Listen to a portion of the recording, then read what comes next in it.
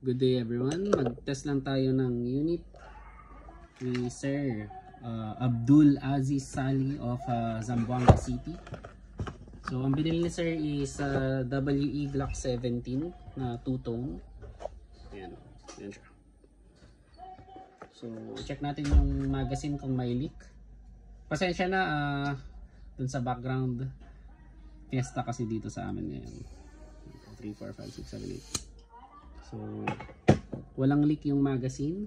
So, ito, may kasamang dalawang backstrap, yung pin, tsaka yung nilalagay sa dito. Gen 5 kasi ito. Gen 5 na FS edition. So, may kasama siyang ganito. Yung nilalagay dito. Dito yan. Parang lanyard loop. So ganyan siya. So bumili din si Sir ng high impact hammer roller VP.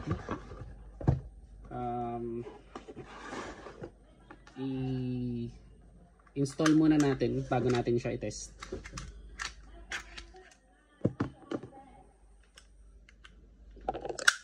So ayan.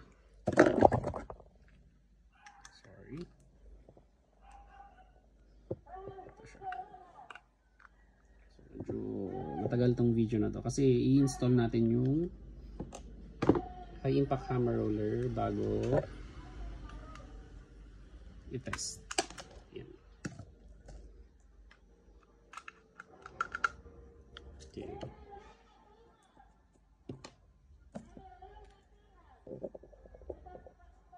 Tanggalin natin yung sear pin.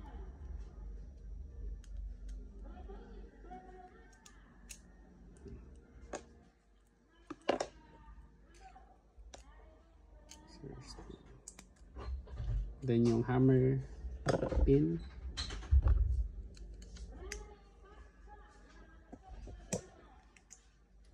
Of course, lalabas yung knocker. Tanggalin natin yung stock na roller.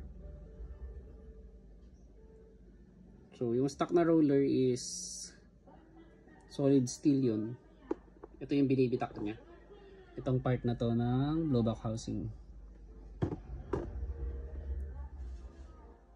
Okay, saan na? Ito. Okay, ilagay na natin yung knocker, hammer spring, tsaka yung roller, yung pin.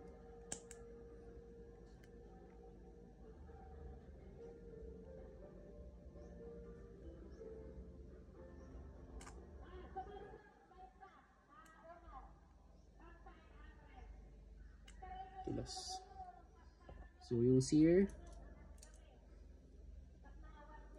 spring, then yung sear pin.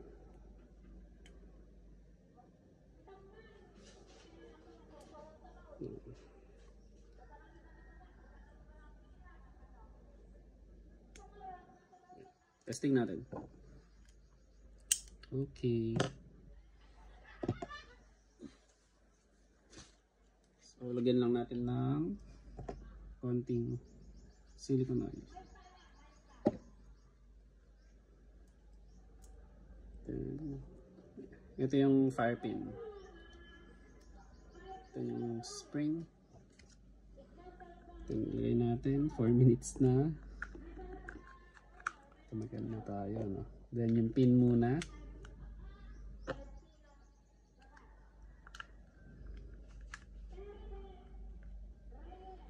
Then yung screw. Itong screw na to, tulad ng lagi kong sinasabi, hindi nyo dapat ito ino-over tighten. Pag humigpit na, okay na siya. So, ito siya. Ayan, mawawala yung hindi na siya sumasagko. Hindi siya na nag-i-stop. Kasi smooth na yung recoil niya. So, test na natin. Test na natin. 5 shots lang.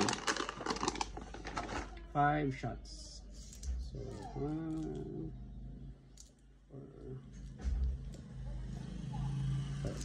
So bumili din si sir ng gas tsaka bibis. So for Sir Abdul Aziz Sali of Zamboanga City, we G17 Gen 5 FS with the high impact hammer roller. Firing.